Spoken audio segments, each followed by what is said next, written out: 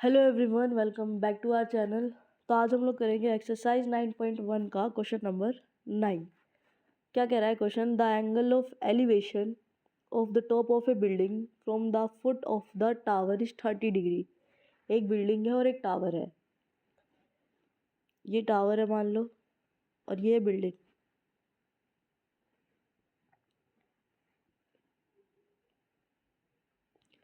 The angle of elevation of the top of building from the foot of the tower is 60 degree.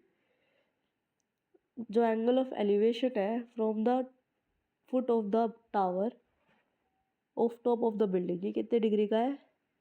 30 degree का। And the angle of elevation of the top of tower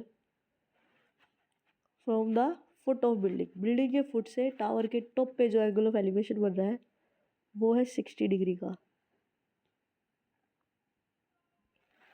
if the tower is 50 metre high, अगर tower की height 50 metre है, find the height of the building, हमें building की height निकालनी है। तो पहले इस फिगर को नेम दो।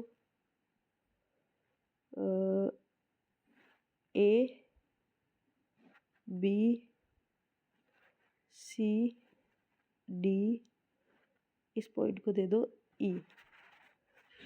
हमें निकालना क्या है? A B, height of building. देखो, in triangle A B C, A B C ये एंगल 90 डिग्री का होगा, और इसके रिस्पेक्ट में ये बेस, ये परपेंडिकुलर है ना।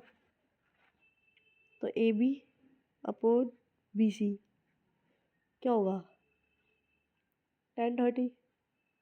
tan30 की वैल्यू होती है 1/√3। क्रॉस मल्टीप्लाई कर दो इसको, √3AB equals to B C. इसको कह दो equation first. Now in triangle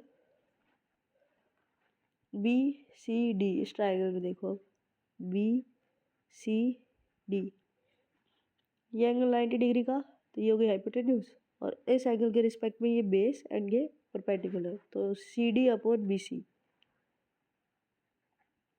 C d upon b c tan theta यानी tan 60 डिग्री, और tan 60 डिग्री होता है √3 अपॉन 1 लिख सकते हैं। इसको क्रॉस मल्टीप्लाई कर दो, क्या आ जाएगा?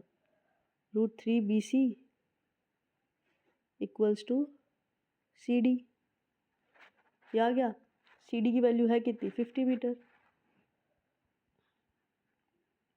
√3BC इक्वल्स टू 50 हो गया। यहाँ से BC की जो वैल्यू आएगी वो आएगी 50 upon √3। Now put the value of BC in equation first. Put the value of BC in equation first. BC की जो वैल्यू है उसको इक्वेशन फर्स्ट में पुट कर दो। √3AB इक्वल्स टू क्या हो जाएगा? 50√3।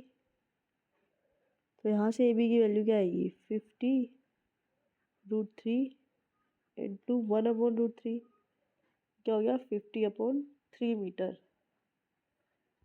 यानी जो बिल्डिंग की हाइट है वो है 50/3 मीटर।